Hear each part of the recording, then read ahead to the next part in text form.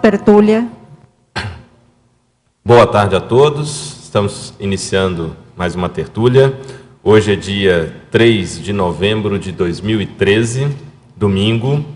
O número do verbete é 2830. Tem 7 páginas, 50 logias, 11 máximos. O título do verbete é Ego Político Cosmoético. A especialidade é Parapoliticologia e vai ser defendido aqui pelo professor Eduardo Martins.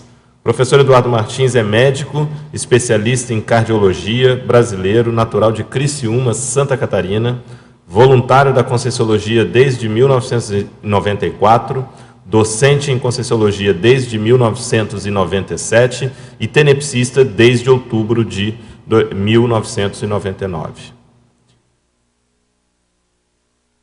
A definologia. O ego político cosmoético é a manifestação da consim, homem ou mulher, caracterizada pela associação dos atributos de liderança, comunicabilidade, ambiversão, empreendedorismo, cosmovisão, parapsiquismo e autossuficiência energética, expressos por meio das leis da glasnost e da intercompreensão, visando a aglutinação acolhedora, o altruísmo exemplificador, a orientação esclarecedora e o encaminhamento avançado de grandes projetos, demandas e grupos, compondo o perfil Strong Profile da Max Proex grupal. A pensenologia, nós destacamos o holopensene pessoal cosmoético, a força psíquica da pensenidade diante de grupos e demandas, a pensenidade política sadia, os libero-pensenes. Na fatologia, o ego político cosmoético, o empreendedorismo cosmoético em prol da Max Proex grupal, a articulação não mais para si, mas para o bem de todos, o fim da preocupação com a opinião alheia, sendo um turn point do ego político na serialidade existencial. A troca de ambição política do poder e posição pela ambição evolutiva por autolucidez e autossuperação. Na parafatologia, nós destacamos a ausência de cargos políticos na dimensão extrafísica, o político de comportamento retilíneo dentro da ética humana, tornando-se potencial candidato a curso intermissivo após a dessoma, a assistência extrafísica do cargo político, normalmente ignorada, gerando profundo bem-estar nos políticos. As retrosinapses do ego político, trazendo maior demanda extrafísica para o proexista na existência atual. Destacamos aqui, pelas pontuações do professor João Paulo, a fatologia tem 22 linhas. Na argumentologia, destaque para a taxologia. Nós temos aqui uma listagem com 77 tipos de egos políticos e respectivas características. Na acabativa, especificamente na remissiologia, nós aqui destacamos os seguintes verbetes: Brain Washington, conscienciólogo diplomata, hibernação política, poder, política pública errada. A frase enfática: o ego político pode tornar-se cosmoético pelo contínuo enfrentamento autoconsciencioterápico de vivenciar a lógica sutil do maxi-mecanismo multidimensional, ser mini-peça lúcida atuante. Questionologia: você, leitor ou leitora, vem utilizando o ego político no dia a dia? Consegue pensar por si de maneira autônoma, autoconfiante e cosmoética? Vivencia de modo teático a politicologia sem preconceitos? E a bibliografia consta 4 referências. Bom, professor Eduardo, nós já temos aqui questões dos teletertulianos. Então, ao verbetógrafo professor Eduardo. Em meio a tantos desmandos que vemos diariamente na nossa política nacional e até mundial, quando surgirá alguém com este ego político cosmoético que não se corrompa nos primeiros passos da sua gestão? Bom, primeiro eu acho que é importante destacar a questão ali da mitologia, né, de que não existe político ético, né, ou sincero. Até o mito de que todo político é corrupto. Na verdade, uma vez eu estava no Congresso Nacional e eu estava conversando com um deputado federal, que hoje é prefeito lá de Curitiba, o Gustavo Fruit, e eu não quero fazer nenhuma defesa aqui ideológica, porque eu não conheço, assim, não acompanhei a vida cotidiana desse político. Mas a gente tem uma certa afinidade de conversar e tal. Ele nos ajudou com as questões lá do Juscelino, do livro do Alexandre Nonato, lá em Brasília. Então, um dia eu perguntei para ele, senhor Gustavo, todo mundo aqui, claro, eu ainda brinquei, né, exceto você, fiz a brincadeira com ele, mas todo mundo aqui tem algum vínculo com corrupção, alguma questão? Como é que é essa questão? Porque isso é uma coisa que passa para a mídia. Ele falou, não, Eduardo, tem gente aqui dentro sincera, tem gente aqui dentro correta, e tem gente aqui dentro que trabalha para a população, para o povo. Em prol da população. Em prol da população. Então, é uma pena, porque assim, a gente só vê realmente, né, as mazelas na televisão. Mas tem gente lá dentro que está trabalhando. Tem gente lá dentro que está preocupado com a população. Eu queria trazer um exemplo. A gente sempre tem que tomar cuidado com exemplos, porque quando a gente vai dar um exemplo, mas você não sabe que ele fez isso e aquilo outro. Mas dentro de um comportamento assim, positivo atualmente é o Romário. E ele é um cara que fala as coisas todas, está trazendo um monte de mentiras da Copa, e ele tem vários projetos assistenciais para crianças com deficiência física, porque a filha dele tem um problema, então ele tem uma causa política dentro do Congresso. Então, veja, uma pessoa, tudo bem, tem todas as limitações dele, de personalidade, o jeito dele e tal, mas ele está fazendo uma coisa correta lá no Congresso, tanto que ele incomoda muita gente. Então, uma forma de você avaliar um político é ver se ele incomoda muita gente. Uma pessoa que está incomodando muita gente está falando alguma coisa de muita verdade, de muito correto. E isso gera todo um contrafluxo. Então, se você quer procurar um político correto, não procure bajulados, porque esse está todo preso. Entende? Procure quem tem uma proposta mais, digamos assim, autêntica. Um político em Brasília que eu conheci, assim, que eu falei até que ele ia ser senador por causa da força dele, é o Hollenberg. Ele era deputado federal, eu estava em Brasília ajudando lá as questões do Alexandre, do livro do Juscelino, e eu vi ele fazer um discurso lá no Congresso Nacional. A força que esse cara tinha, a energia dele era um troço tão forte, uma coisa tão coerente, um discurso positivo, uma energia boa. Eu falei, pô, esse cara é muito bom. E eu não conhecia ele. Aí ele desceu, eu virei para ele e falei, olha, tudo bem, poxa, parabéns pelo seu discurso, eu queria lhe dizer uma coisa, o senhor vai ser senador. Ele, não, imagina e tal, que isso, não sei o que, imagina. Fez aquelas coisas de político, né? Ele é senador hoje, ele se elegeu senador.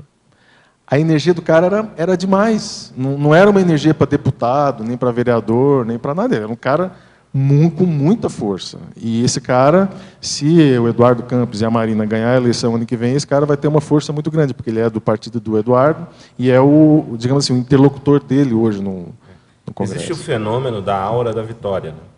O processo da aura da pessoa, da vitória, que muitas já vezes, indica, quando você identifica, já é possível prever a eleição de um político. Então, eu acho que já existe isso hoje, né, respondendo a sua pergunta, eu acho que já existe isso hoje. O que existe, infelizmente, é o que o PT vem fazendo, que é um aparelhamento de uma tal maneira inédita no Brasil, né, é algo assim, onde o marxismo ganhou digamos assim, uma vitrine do país, né, em todos os níveis, nas empresas, nas estatais, em todos os níveis, né? E aí você começa a se afinizar todas as, digamos assim, as hienas, né, em prol dessa condição baratrosférica, patológica e doente. Então você acaba colocando o eixo político nacional todo para essa vertente e acaba cegando, né, a visão dos políticos que querem realmente ajudar. Okay. Uma segunda pergunta. Na fatologia, página 1, primeira linha, De que modo é feito o uso técnico, frio e inevitável do ego político cosmoético na construção dos mega-empreendimentos da Cognópolis? Bom, a primeira questão é a pessoa cortar o preconceito com o ego político. Tá? Então, se a gente for observar bem, o professor Valdo ele é um grande político. Né? Ele é uma pessoa... assim, eu já tive a oportunidade de viajar e estar próximo dele em algumas situações bem específicas do ponto de vista político, e ele é um grande político cosmoético. Então, ele é uma pessoa que pode ser utilizada como exemplo nesse verbete. Né? Então, ele não tem dificuldade com o ego político dele, ele não reprime o ego político dele. Então, ele encontra um político, por exemplo, na rua, ele cumprimenta, abraça, joga energia e tal. Não tem aquele troço, o cara é político. Entende? Ele faz a assistência que for necessária, obviamente, usando discernimento lá em relação a quem que é aquela pessoa e tal. Mas a primeira questão importante é cortar a questão do preconceito. Tá? E o ego político, a tendência dele é pegar demandas. Né? Ele trabalha com demandas, né? Com grandes demandas, com grandes projetos. E se a pessoa tem preconceito com isso, por exemplo, ela não vai conseguir tocar grandes projetos para frente, porque ela vai ter, por exemplo, dedos para conversar com uma determinada pessoa. Entende? Então, por exemplo, quando você está com uma demanda de um projeto na Cognópolis, que você vai ter que resolver uma situação na prefeitura, tem jeito de você chegar lá e falar, não, eu não converso com fulano porque ele... Não tem jeito. Você vai precisar conversar com muitas pessoas. Você vai precisar fazer uma articulação para viabilizar aquele projeto. Aí, obviamente, vai entrar o seu discernimento, né? Até onde que você vai, até onde que você não vai. Um exemplo que eu poderia trazer aqui, que aconteceu comigo, eu estou coordenando um trabalho na OEC, que é um condomínio, Rose Garden, e com isso eu tenho que ir muitas vezes à prefeitura. Né? E teve uma vez que eu saí do hospital, fui para casa, almocei, e à tarde fui lá na prefeitura resolver a situação. Quando eu saí de casa, eu vi que eu estava super bem, estava tranquilo, trabalhei com as energias, estacionei o carro na prefeitura. A hora que eu saí do carro, eu tomei uma pedrada extrafísica, uma assimilação, um troço muito difícil, que me desencadeou uma dor de cabeça instantânea, e eu vi que o troço era muito pesado. Então, o que eu fiz? Eu não fui aquele dia na prefeitura. Eu entrei no carro de volta, comecei a mexer com energia, não liguei o carro, e comecei a trabalhar com isso, né, e joguei essa agenda para um outro dia. Tá? Então, veja, é uma grande demanda, você vai envolver com pessoas da cidade, ao mesmo tempo, é uma questão que envolve o extrafísico, que envolve os amparadores, envolve um projeto importante, e você fica nessa interface. Né? Como é que você vai lidar com isso? Então, você precisa andar, você precisa tocar o barco não pode ficar parado.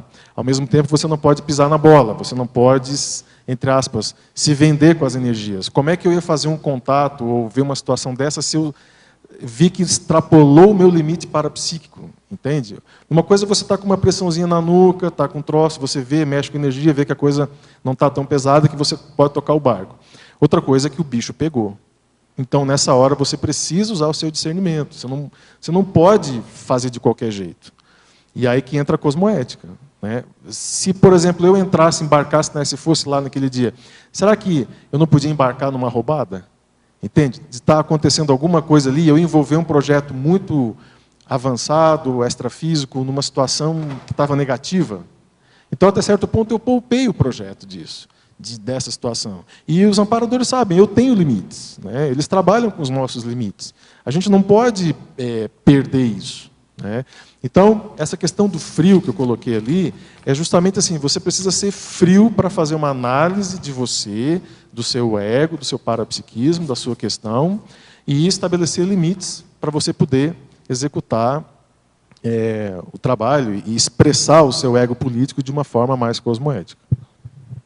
Na página 3, enumerologia, o último item, poderia falar sobre nossas recentes revoltas populares que receberam o cala-boca do programa Mais Médicos?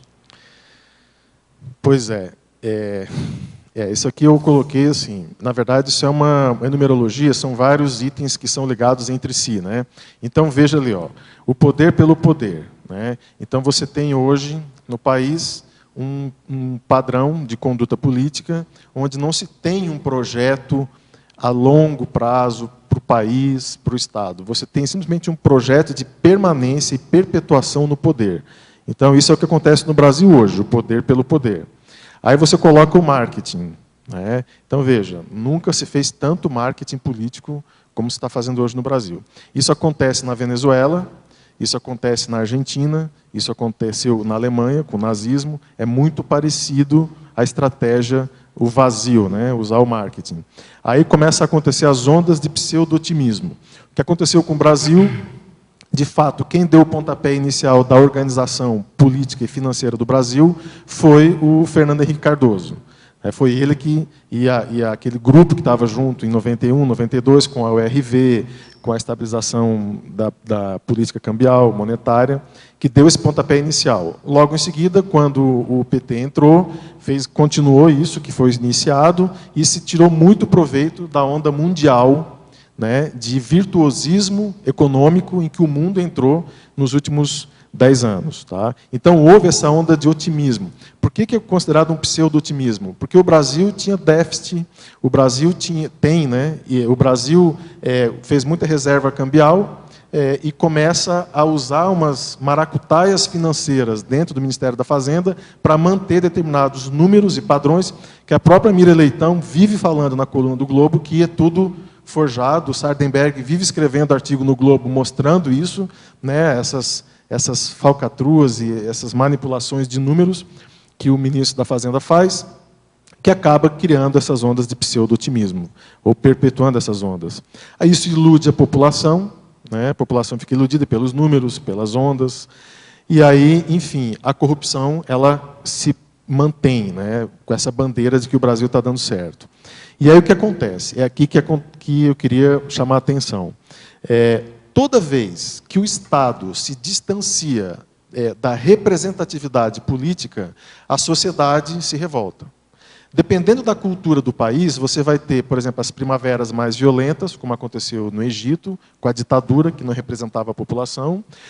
Ou você tem no Brasil já células, por exemplo, como são os black blocs, como são os professores, e com legitimidade, no caso dessa parcela da população legítima em reivindicar. Mas o que acontece é que o governo se distanciou, a população se sente não representada, e isso chega uma hora que vai dar uma convulsão, isso vai explodir, que são as bolhas, né? As bolhas de não representatividade. E aí isso leva às revoltas populares. Então, o que acontece no Brasil é isso. A pessoa que chegou no governo, que era a esperança, que falou que tinha 300 picaretas no Senado, no parlamento brasileiro, e que ela, depois, cumprimenta a síntese da corrupção no Brasil, que é o Paulo Maluf, e faz uma foto nesse nível, então a população não tem mais liderança, ela não tem mais esperança. Então, ninguém mais serve como referencial para as pessoas. E aí aconteceu o que aconteceu no Brasil. As pessoas vão para a rua e não querem saber de partido e não querem saber de questão política. Agora, ele pede para você fazer a relação com o cala-boca do programa Mais Médicos, né? Aí a questão do programa Mais Médicos, eu considero, assim, eu sou médico, sou cardiologista, né, eu sou contra esse programa, eu me posiciono extremamente contra, eu acho que o Mais Médicos, na verdade, assim, ele é um paliativo, né, e ele está sendo usado, a maneira como foi feito, poderia ter sido feito de uma maneira extremamente cosmoética, ou seja, chamar as entidades médicas para conversar, utilizar os recursos que existem no país, né, CRMs e tudo mais, ver alternativas disso, jurídicas. Foi feito de uma forma extremamente impositiva, visando a eleição do ministro da Saúde para o governo de São Paulo. Né, só não percebe isso quem não quer perceber. As fotos... E as fotos são feitas nos estados onde os políticos são candidatos. É uma vergonha, né? É lógico que o Brasil precisa de médicos nas periferias, né? Os médicos não vão para lá. Agora, é preciso entender por que os médicos não querem ir para lá, né? Um médico sozinho não faz verão.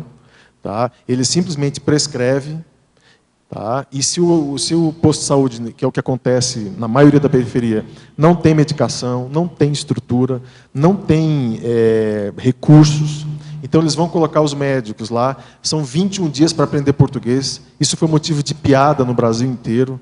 Imagina um médico espanhol chegar aqui e ir para o interior de Manaus, e a pessoa chegar para ela e falar que a regra não vem. Entende? Então, assim, eles querem em 21 dias que isso seja resolvido. Eu acho que é preciso resolver essa situação dos médicos na periferia, mas a forma como o governo fez foi uma forma que só mostra o jeito que eles atuam, que é um jeito sem conversa, na base da imposição, e os médicos no Brasil inteiro são extremamente revoltados com essa condição, enfim.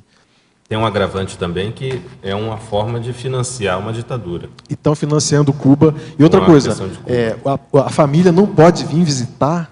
Então, quer dizer, nós estamos compactuando justamente com um troço de ditadura, entende? E nós vamos pagar 10 mil reais sabendo que o médico vai receber 4, 5 mil, o resto vai para o governo do Fidel. Então, quer dizer, nós estamos vivendo isso já no Brasil, uma venezuelização, uma argentinização. Nós já estamos passando por isso.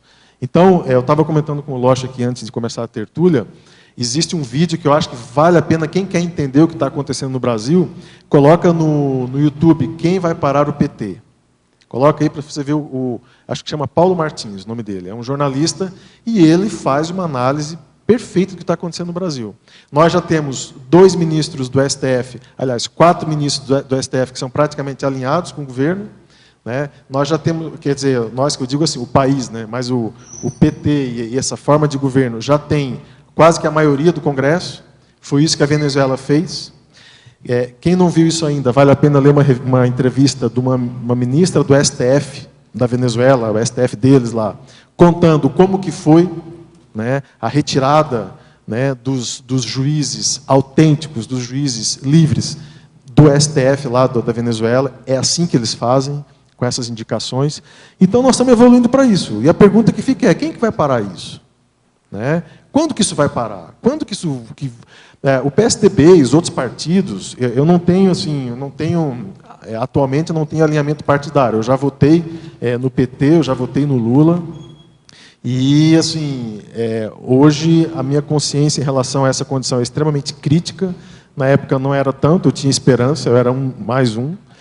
E o que eu vejo hoje é que os outros partidos, eles, com todos os defeitos deles, eles não tinha essa ideia de calar a mídia, de fechar a boca da mídia, né? Não existia uma liberdade, né? A mídia, ela descia lenha no político, na situação. Hoje em dia você vê determinadas mídias que você não sabe que isenção que é aquela da revista ou do próprio jornal. Então, nós estamos criando uma condição que beira a religião, uma religião política. Fundamentalismo. A falta de liberdade política, a falta de um ambiente onde as pessoas possam divergir e não ser considerado inimigo. Né? Se você está contra o partido deles, você está contra as pessoas, a população, você está contra a pobreza. Então, eles encamparam uma condição que é uma religião. Nós estamos vivendo uma condição de religião política no Brasil. Vou fazer mais uma pergunta dos teletertulianos, tem várias outras, mas a gente abre para quem quer fazer pergunta aqui. Só mais uma aqui, aí a gente abre, tá ok? Para os tertulianos aqui presentes. Alverbetógrafo, na taxologia, na página 5, poderia expandir o item 58, ego político ofiexológico? Bom, por que eu coloquei essa condição? Justamente para chamar a atenção da parapoliticologia. Tá? A parapoliticologia, ela é a ciência, né, voltada para o estímulo, a capacidade da pessoa pensar por si próprio. Não existe um parapolítico no extrafísico dependente de outro, no sentido avançado. Né? A pessoa que desenvolveu habilidades parapolíticas, a primeira habilidade que ela deve desenvolver, que ela está se trabalhando, é a capacidade de pensar por si, é o líbero pensene, a liberdade pensênica. Por quê? Porque fora do corpo não tem indicação política. é a autoindicação. Você vai exercer aquela tarefa mediante a sua capacidade de lucidez, a sua capacidade de força energética, é natural. Então, o mais lúcido assume a tarefa. O que tem mais força parapsíquica assume a tarefa. Então, não existe cargo extrafísico, né? Então, por que eu coloquei isso? Porque quem trabalha numa OFIEX, e assim eu suponho, porque não é meu caso, né? Por enquanto estou bem distante dessa condição ainda, eu ainda sou tenepsista, mas por extrapolação, pela lógica, eu consegui pensar isso e propor isso. A pessoa que trabalha numa OFIEX, ela é um parapoliticólogo nato. Por quê? Porque ela vai precisar fazer assistência, por exemplo, para mega assediador. E nessa hora você tem que ter uma força psíquica muito grande. Por quê? O mega assediador ele vai exatamente naquele teu ponto onde ele quer te destruir, ele quer te pegar. E você já consegue manter essa força, né, essa liberdade, essa capacidade cognitiva avançada de não se deixar influenciar extrafisicamente pelas energias, né? Aqui no intrafísico é pela opinião dos outros e tal, mas extrafisicamente mais pela energia, pela contaminação energética. Então, essa lucidez vai envolver o quê? Não só atender o mega assediador, como você conseguir estabelecer uma terapêutica ou um encaminhamento, enfim, o que for, dentro da OFIEX. Então, não deixa de ser um ego político extremamente avançado, atuando ali no ambiente clínico, terapêutico da UFIEX. Tânia. Eduardo. Oi. Na masculinologia, você podia explicar um pouco os homens que você escolheu para colocar como símbolo. E principalmente o Magalhães Pinto. Tá. Página 4. Página 4. Masculinologia. Ok. Bom, tem uma lógica, sim, o porquê, né? O Juscelino, eu coloquei, eu estudo o Juscelino há muito tempo, né? Essa personalidade que foi presidente do Brasil um tempo. Ele hoje é uma consciência lúcida, né? Atuante. Ele faz parte aqui do ambiente extrafísico da Cognópolis, de maneira mais presente, né? E é um dos amparadores aqui do processo político da Cognópolis. Ele atua nos processos de Brasília ainda, né? Atualmente, eu não sei, estou falando de coisas dos últimos, digamos, 3 anos. Tá? Atualmente, assim, eu não sei se ele já veio para o intrafísico ou se ele está lá ainda. Está no extrafísico. Mas a presença dele, volta e meia, é percebida. Eu já percebi essa presença dele algumas vezes. E por que eu coloquei ele no verbete? Porque a história dele é uma história de muita coesão, de muita coerência política. Tá? E ele, uma das vezes que eu tive em Brasília para ajudar nos trabalhos do livro dele, que eu até trouxe, o livro do Alexandre, para quem não tem, eu acho que vale a pena ler esse livro, JK e os Bastidores da Construção de Brasília, de autoria do Alexandre Nonato. Eu estava voltando de Brasília, estava eu, o Loche e o Nonato aqui na frente do tertuliário, conversando com o professor Valdo. Eu acho que o Loche estava. Estava eu e o Nonato, de certeza, mas acho que você estava. E aí, naquele instante, o professor Valdo viu o Juscelino fazendo resgate de uma consciência do passado dele, do grupo Karma dele, pesada, e ele já atuando com uma certa desenvoltura extrafísica. Tá? Então, o que isso chamou a atenção? Chamou a atenção da pré-intermissiologia, que é isso que a gente está vivenciando e estudando agora aqui na Cognópolis. Então, o Juscelino ele já chegou nesse ponto de conseguir, não sei se de uma maneira perene, né, mas ele já vem fazendo esse tipo de resgate extrafísico de consciência do grupo dele, do passado dele. Então, isso mostra um nível de cosmoética já extrafísica no atendimento às consciências ligadas ao grupo dele. O Tancredo Neves ele ficou conhecido na história de Minas pela retidão. Ele era um cara mais caladão, né? Não há assim, grandes escândalos políticos com Tancredo Neves. Ele pagou um preço alto para chegar na presidência com a própria vida, então isso já mostrou que ele, né, do ponto de vista kármico, ali já foi uma liberação importante, né?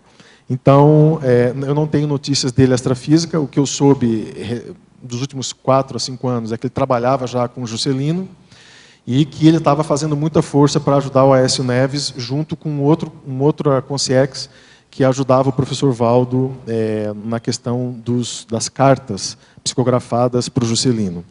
Tá? Então, por ele estar nessa equipe, eu coloquei ele aqui em função dessa condição. O Hércules Galó, eu conheci o Hércules Galó pelas apresentações do professor Valdo, nunca tinha ouvido falar dele. Mas por que eu coloquei aqui? Porque uma das características do Hércules Galó é a força energética. É o padrão de energia dele que é muito forte. Eu conversei também com a Isabel Manfroy, ela me confirmou essas questões, porque ela é uma pesquisadora ostensiva do Hércules Galó. E então o Hércules Galó foi um político, criou um bairro lá no Rio Grande do Sul, né, na cidade de Caxias do Sul, eu ia falar do Caxias do Sul, e com muita força, muito epicentrismo, muita energia, e deixou uma empresa que hoje existe ainda, que os netos estão tocando. Então, por isso eu coloquei ele aqui. O Magalhães Pinto, nós estávamos em Londrina fazendo íamos fazer um trabalho lá com o professor Valdo em assistência ao José Serra, e o Magalhães Pinto apareceu totalmente lúcido no corpo de um político que veio conversar com o professor Valdo. Eu estava do lado, estava eu e o Loche, de novo, lá junto, conversando com esse político. E aí, quando o professor Valdo viu, o Magalhães Pinto ele saiu do tronco assim, desse político e falou: olha, nós estamos juntos, nós vamos ajudar ele e tal, tarará, nós temos o mesmo vínculo do passado, e falou um monte de coisa para o professor Valdo. E o professor Valdo depois veio conversar com a gente e ficou impressionado com a lucidez do Magalhães Pinto. Aí, para quem não sabe, o Magalhães Pinto ficou 10 anos em coma, tá? 10 anos vegetal. Ele teve um AVC e ficou simplesmente paralisado. 10 anos. E nesses 10 anos, qual foi a nossa análise? Assim, né? Isso é uma observação minha como médico, do que eu já vi e do que acontece normalmente nesses casos. A pessoa faz uma espécie de expiação ali. Ela meio que paga, né, a questão toda dos erros, da situação toda, com aquela condição ali limitada, vulnerável e tal.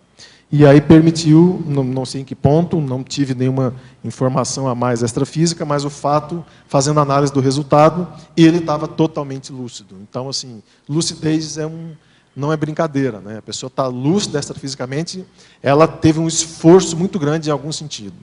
Ela eliminou algum troço dela, da cabeça dela, que ela conseguiu pensar e atuar assistencialmente fora do corpo. E veja, ele está fazendo assistência para o político. Então, isso é uma condição que eu acho importante destacar aqui na Cognópolis, né? O preconceito que a gente tem com os políticos é o preconceito que nós temos com nós mesmos. Porque quem está aqui na Cognópolis ou já foi artista, ou já foi religioso, ou já foi político. Não dá para escapar muito. Né? Não dá para escapar. Então, você vê, às vezes, a pessoa falar assim: não, o fulano é político. Então, como se fosse uma coisa pejorativa. E aí você vai olhar para a pessoa que falou, dá vontade de rir, porque a pessoa foi política também. Então, peraí, mas quem que está falando de quem? Né? Então, é importante quebrar essa condição. Muitos políticos estão precisando de assistência fora do corpo, e a gente, com esse preconceito, não conseguimos fazer assistência. As pessoas estão fora do corpo com, sai da vida um pé de chinelo, um chulé, entende? Promiscuidade energética, fez tudo errado, e pisou na bola, e aí está lá, e às vezes tem relação com você, e você está sentado no pote de ouro, com preconceito em relação a eles. O Magalhães Pinto foi um exemplo de político que deu um nó nisso aí. Que deu uma virada, né? Porque ele foi da ditadura. Ele está fazendo exatamente. Está fazendo assistência. A vida toda dele do lado da ditadura, né? Então, se isso está acontecendo mesmo, é um grande salto. Isso aconteceu, eu estou falando assim, aqui do que o professor Valdo passou para nós, do que a gente conversou muito, e estudos que a gente fez na época da personalidade dele. O Émile Littré, eu coloquei ele aqui em função da presença dele atualmente no grupo, no nosso grupo, né, como um exemplo de um político, né, que fez um curso intermissivo avançado, está aqui com a gente, não tem nenhum drama, a coisa de uma maneira colocada de uma forma muito natural. Eu acho que o Pedro tem essa habilidade, né, de tornar as coisas simples e naturais, e é uma referência hoje no assunto, na pesquisa. para ter chego aqui e ter saído da política, com certeza teve uma atuação cosmoética. Ele foi um dos grandes defensores da Terceira República lá na França. Lá na França, né? Então, eu não estudei o Émile Littré. Então, assim. Eu coloquei por essa questão teática do que eu conheço, o Pedro, né, de amizade e tal. Mas é considerado um dos grandes nesse sentido. É um dos grandes, com certeza. Do que eu já li do Émile Littré, do que eu conheço o Pedro, eu coloquei ele aqui. E o Bernardo Sayão eu coloquei porque foi uma coisa muito interessante, porque eu conheci o Bernardo Sayão, tudo bem, eu já conheci o César, né, lá de Florianópolis, mas eu conheci o Bernardo Sayão, obviamente, sem saber da situação. E eu estudei o Bernardo Sayão.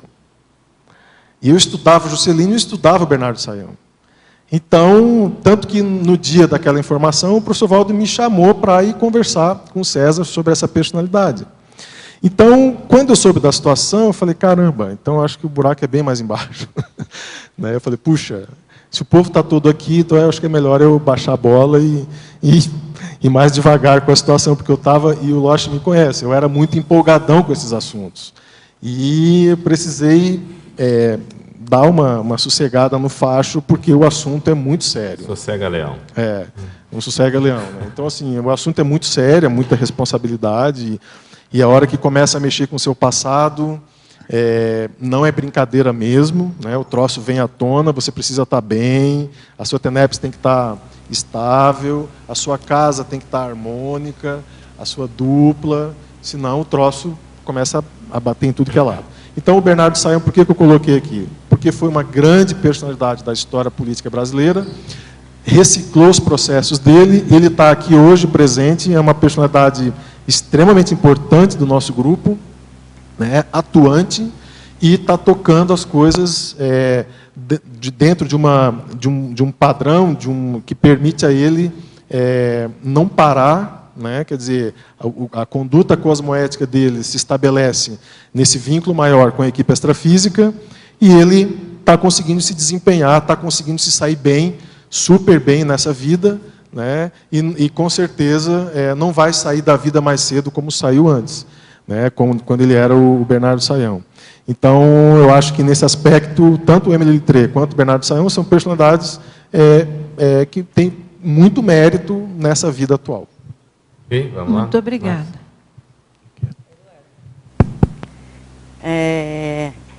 O Lost esqueceu de fazer a pergunta de plástico lá. O que te levou a escrever esse verbete? Tem alguma recognição por aí?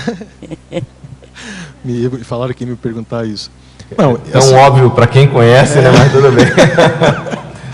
Não, quem me conhece, assim, podia falar assim, porra, cara, demorou, a gente não tem vergonha, não. Eu acho que essa que era a pergunta, né? Porque, assim, eu vim de uma família de egos políticos bem avançadinhos, assim, bem difíceis no sentido de serem bem políticos, e eu não tinha essa lucidez dessa condição, tá? E a amplitude que isso envolve, por exemplo, na hora que você pega ego político e coloca, por exemplo, o holossoma, né? Então, por exemplo, como que um político lida com a afetividade, você já percebeu? É uma vergonha, né? Então, ele cuida da cidade, cuida do país, cuida de tudo, mas não cuida da própria afetividade. Por quê? Ele não cuida das próprias energias, né? Ele está tão focado no mega, no fora, para frente, para cima, os outros e tal, e ele mesmo, ele é ignorado. Então, isso é uma tendência política muito patológica, porque não faz interassistência. Ele pode ser até uma pessoa muito assistencial, né? Isso pode até ser um ponto para ele que leve ele ao curso intermissivo, que eu acho que foi o meu caso. Mas, se não tiver interassistência, se não fizer essa volta, né, da assistência, para você poder refletir sobre você, sobre as suas questões, você cai numa condição que é a condição geral. Você ajuda todo mundo, você se preocupa com todo mundo e você fica doente. Então, por que eu escrevi esse verbete? Eu vejo na Cognópolis muito preconceito com política, eu vejo na Cognópolis muito ex-político, a maioria é ex-político, tá? Eu vejo assim, uma dificuldade enorme de falar sobre esse assunto, como se quando a pessoa começasse a estudar o parapsiquismo, como se isso fosse a redenção dele e agora não olha mais para trás, então agora só vou mexer com parapsiquismo, só vou trabalhar em curso de campo e agora, entendeu? E você vê um exemplo nosso aqui, que é o professor Valdo, totalmente ao contrário disso. Né? Então, faz assistência, vai lá, cumprimenta. Quem quiser ver o professor Valdo em atuação política, põe no YouTube Colégio Érico Veríssimo, discurso do professor Valdo. Vocês vão ver a forma política com o conteúdo científico assistencial. É muito interessante o discurso dele. Então, eu escrevi esse verbete como se fosse assim, uma espécie de uma catarse, assim, tentando juntar tudo que eu já estudei de política para tentar ajudar as pessoas a quebrar esse preconceito, porque eu tinha muito preconceito com isso. Porque eu tive muito bullying político em função do ego político e da imaturidade do grupo não entender o processo de política. Acho que o Nonato passou por isso, acho que o Losch já deve ter passado por isso também. Das pessoas falam isso. Ah, não, fulano é político. Entende? Agora, digamos assim, se não fossem os políticos da Cognópolis, não teria Cognópolis. Essa que é a verdade. Se o professor Valdo não tivesse o ego político dele, não teria relação com a sociedade. Nós seríamos herméticos, fechados. O tema politicologia, até o professor Valdo já escreveu sobre isso, é um tema dos serenões. Quer dizer, o politicólogo mesmo, a rigor, é o serenão. É o serenão. Por quê? Porque envolve milhões de pessoas, né? Milhões de personalidades. Então, o efeito disso. E as pessoas realmente têm isso que você colocou do preconceito, né? Do processo mais pejorativo. Isso é tão sério que a pessoa, por exemplo, olha só onde é que isso bate, tá? Isso só vai bater quando a pessoa começa a assumir liderança, gente. Enquanto ela está lá escondidinha na salinha da IC, fazendo voluntariado, ela sozinha, não vai aparecer. Na hora que ela começa a aparecer, do ponto de vista multidimensional, a personalidade dela vai aparecer. E aí, olha onde é que isso vai bater. Ela vai esbarrar na seguinte situação. Tá? Tem uma pessoa lá que não suporta ela, aqui da Cognópolis. Tá? Todo mundo tem as grandes afinidades, as grandes desafeições, e isso é natural. Só que acontece, na hora que ela vai chegar lá, e essa pessoa tem muita dificuldade de relacionamento com ela, o que um ego político cosmoético nessa hora vai evitar? A esterilização. Tá? Ou seja, virar a cara. Então, o ego político maduro não vira a cara. É preciso a gente entender que as relações têm gradações. Por exemplo, eu coloquei ali, amigo político, amigo fraterno, amigo raríssimo, amizade raríssima. Por quê? A gente precisa identificar quais são as nossas amizades políticas, fraternas e raríssimas. As amizades raríssimas são aquelas que te acompanham de longo tempo e você consegue ter um nível de abertura com essa pessoa para você trocar ideias. Só lembrando, ele não é o seu consciência terapeuta, ele é só o seu amigo. As pessoas às vezes também trocam as bolas, né? Vai desabafar com um amigo. Entende? Então, veja, essa variável de você esbarrar nessa condição, a pessoa não quer. Então, o que ela faz? Melhor eu nem mexer com política, porque isso é coisa de político. Entendeu? E aí, não vai estabelecer tantas relações, vai ter a vidinha dela, e não vai ser exposta ao orgulho dela de cumprimentar os outros e de estar junto com os outros, mesmo que ela não goste daquela pessoa, ou que ela tenha dificuldade com aquela pessoa. E mais, ela fala que o problema é da pessoa. Então, o que ela faz? Fulano não dá. E eu coloquei isso aqui, isso é uma técnica anticosmoética, tá? De fazer assédio moral. É o biquinho torto daquela conversinha que aconteceu muito assim, en passant, numa reuniãozinha superficial de amigos, em que o fala, fulano não dá. E a conversa continua. E aquele fulano não dá, fica ali, na roda. Aquela roda vai encontrar com o fulano amanhã. Como é que essa pessoa vai encontrar com o fulano? Olha o assédio moral. Bom. A pessoa está falando mal da outra, publicamente. Então, isso foi um dos motivos, né, para chamar a atenção dessa questão de falta de cosmoética das relações políticas aqui na Cognópolis, uma das questões do verbete. Bom, só retomando aqui. Você quer concluir? Eu queria mais um aqui, na paradoxologia. Você poderia falar um pouquinho sobre o paradoxo para a gente? Deixa eu só achar em que página que está. Página 3. Está aqui. O paradoxo de ser possível adquirir mais poder consciencial por quem não prioriza a ambição pelo poder temporal. O que eu quero dizer com isso? Que a pessoa que não prioriza o poder temporal, tá, é como se ela abrisse um caminho dentro dela, onde ela consegue se voltar mais para dentro e ela consiga desenvolver mais os poderes conscienciais dela. Por exemplo, vontade, auto-organização, né, discernimento. São poderes que não dependem dos outros, né? São poderes intraconscienciais. E eu já tive uma experiência uma vez, eu tive uma projeção onde os amparadores me mostraram a minha força de energia com eu homeostaticamente bem. Eu super bem, o que eu poderia fazer com as minhas energias. Então, quando eu acordei, eu fiquei assim, constrangido. Porque eles me mostraram aonde que eu podia chegar e eu vi aonde que eu estou. Então, foi muito chato. E aí eu comecei a pensar, poxa, cada vez que eu invisto em imagem, em política externa e cometo esse equívoco, né, essa distorção de reforçar a minha imagem e não reforçar a interassistência, eu perco ponto, eu perco energia, eu perco lucidez. E aí foi por isso que eu coloquei aqui no verbete, agora eu não sei onde que está aqui, mas que eu falo do ostracismo. Sair de cena. Ali o efeito. Ó. O efeito de sair de cena a fim de aprofundar a reflexão e a qualificação do temperamento político sem cair no ostracismo. Eu acho isso, claro, cada personalidade tem que se estudar. No meu caso, eu precisei usar essa técnica, meio que sair de cena e fazer uma reflexão mais profunda do meu temperamento, justamente para não alimentar mais a questão de imagem excessiva, tudo que é excessivo eu cortei. Entende? Eu cortei. E a grande vantagem que eu vi nisso foi que o meu bem-estar aumentou.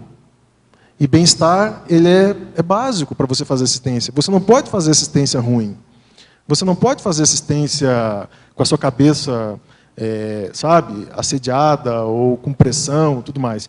Todos os trabalhos, todos os projetos que a gente desenvolve na Cognópolis, poxa, é para fazer com bem-estar. Claro, tem momentos de pressão, momento aqui, ali e tal, mas a resultante é a homeostase, não é a patologia. Se você começa a vivenciar mais dias num processo patológico, tem coisa errada. Põe o pé no freio, faz uma reflexão, porque em alguma coisa você está trocando as bolas. E essa foi uma reflexão que eu fiz há um tempo atrás, e para mim foi muito importante. E só aproveitando que o Losh está aqui, registrar uma aula que o Losh deu no primeiro simpósio de Democracia Direta, que foi a abertura do simpósio, a questão da liberopensenidade. Eu acho que aquela aula, a pessoa que é subjugada, aquela aula faz um estrago. Eu falei isso na época contigo, mas acho bem legal você estar aqui hoje, porque assim, é um estrago. Porque se você se sente, de alguma forma, vitimizado ou subjugado, e você vê uma pessoa falando em livre pensamento, a pessoa pensar por si, a pessoa ter uma vida própria, ter uma vida pessoal, ela ter uma opinião, quem que ela é, o que ela quer para ela, o que ela quer da vida, isso aí faz a pessoa entra dá um curto-circuito. Entendeu? Então, eu acho, por isso que eu coloquei aqui a liberopensenidade, o liberopensene, porque a liberdade pensênica, eu acho que ela é basilar. A pessoa, ela está aqui, eu sou diferente da Morena, o Losh é diferente, nosso amigo, tal, todos aqui somos diferentes. E nós somos diferentes porque nós temos uma capacidade de pensar diferente. À medida que nós perdemos essa capacidade, acabou acabou a ProEx. A sua ProEx é individual. Se você copia os outros, a sua ProEx não é mais sua. Então, eu acho isso muito sério, eu acho isso o mais importante. E outra coisa que eu acho importante chamar a atenção é que nós precisamos assumir mais a dianteira, entende? O que o Losh está fazendo aqui hoje, sentado no lugar do professor Valdo, eu estou aqui defendendo verbete, tem pessoas que não defenderam verbete ainda, mas é importante vir para cá. É importante começar, não é uma questão de exposição para querer aparecer, não é isso. É na medida em que você começa a aparecer, você vai identificar os seus assediadores, os seus amparadores. Enquanto você viver escondido, acabou, você vai ficar escondido. À medida que você começa a aparecer, você vai ver o que tem para corrigir. Escondido, o grupo não te dá feedback. Veja a importância de uma careação. Né? Bom, ao verbetógrafo. Fobiologia, na página 3. A agorafobia está associada à síndrome do pânico? Poderia expandir mais a relação com o tema do verbete? Então, a pessoa ter medo, né, de exposição pública, medo de ir para a rua, medo, né, vem de ágora, né, de praça, então a pessoa tem medo do público, né, de se expor. Isso, gente, não precisa ser doente para ter esse traço e precisar de remédio, terapia, não. Às vezes a pessoa tem traços de agorafobia. E é o suficiente para ela, aí eu não vou, eu não mexo aí. Entende? Então eu acho que é importante, eu coloquei isso, porque justamente, né, a sua pergunta fundamenta o meu argumento anterior, da importância da pessoa estar presente. Né? Agora, só esclarecendo um outro item. A questão de estar presente e se expor, na verdade, o que eu considero mais correto? É expor as ideias, é expor o projeto, é expor algo assistencial que você pretende fazer. Não é expor você. Entende? Existe uma diferença. E na imaturidade do ego político, a pessoa quer aparecer. Eu estava conversando com a Morena hoje de manhã, né? Ego político, né? Então, por exemplo, existe aquele ego político da pessoa que fez campanha na vida anterior. Aquele que foi político, político mesmo. Esse verbete é para esse tipo de ego político que eu escrevi. Não é para o ego político que foi, por exemplo, chefe de gabinete indicado, vive escondido lá dentro do... É o cara que foi para a rua mesmo, que fez campanha, que o rosto teve lá no público. É esse que cria um problemão para ele, que é a dependência da imagem externa, a dependência da opinião pública. Então, o político, quando ele amadurece, se desenvolve na política nacional e tal, ele tem uma dependência da opinião pública. Vai ser um problemão extrafísico depois para ele superar isso. E quanto mais vida ele fica nisso, mais dificuldade ele vai ter de reciclar esse traço. Então, às vezes, eu vejo aqui na Cognópolis essa condição desses egos políticos, né, que foram grandes políticos do passado, mas que não perceberam ainda essa condição e vêm com uma certa dependência da opinião pública, da opinião... Né? Na fatologia, página 2, primeira linha, gostaria que abordasse o ato de eliminar a apriorismose no dia a dia. O que é a apriorismose? A apriorismose é quando a pessoa, o comportamento dela é baseado em uma fantasia ou uma evidência que não é correta, que não aconteceu. Então, ela pensa e ela fantasia uma situação, ela acha que aquilo é verdade e ela toma uma decisão baseada numa suposta ideia, né, que não tem uma evidência, não tem concretude. E aí, isso é bem importante chamar a atenção, porque é uma doença. A pessoa acaba tendo comportamento equivocado, repetitivo, errado, baseado em impressões. Então, como é que você sai disso? Né? A primeira coisa que eu sugeriria é a pessoa estudar se ela é ansiosa. Tá? Então, a apriorismose, ela costuma conviver com ansiosismo. A pessoa é tão ansiosa que o primeiro pensamento que vem na cabeça ela já acha que é verdade. E aí ela já acha que aquilo é a melhor opção, e aí ela aborta o aprofundamento da análise. É claro que tem aprioristas que não são ansiosos. Por exemplo, aquele professor de geografia que usa a mesma fichinha há 30 anos, é um cara super tranquilão, e ele dá aula com a geografia de 1980. Ele é apriorista. Ele está usando evidências... Né? Não fez o update. Não fez o upgrade. Mas eu estou querendo chamar mais a atenção do processo ansioso, atropelativo, digamos assim, né, da pessoa que faz isso. Qual que é a terapêutica que eu recomendaria? Técnica da imobilidade física vígio em série. Por quê? Não é uma, nem duas, nem 3, nem 5 vezes. É no mínimo 20 a 25 vezes. Essa técnica vai mostrar para a pessoa o momento em que ela sai da linha. o momento em que a pensenidade dela desvia, o momento em que a ansiedade entra. E toda vez que a ansiedade entra, ela se desconecta da multidimensionalidade. Então, ela precisa perceber esse momento. Então, o ato de eliminar o apriorismo se dá através da técnica que eu sugeri, que é uma hipótese minha, né, de pesquisa, através da imobilidade física vígio. Bom, na parafatologia, página 2, quarta linha, poderia abordar o político de comportamento retilíneo dentro da ética humana, tornando-se potencial candidato a curso intermissivo após a dessoma? Isso existe, é isso que a gente estava falando no início.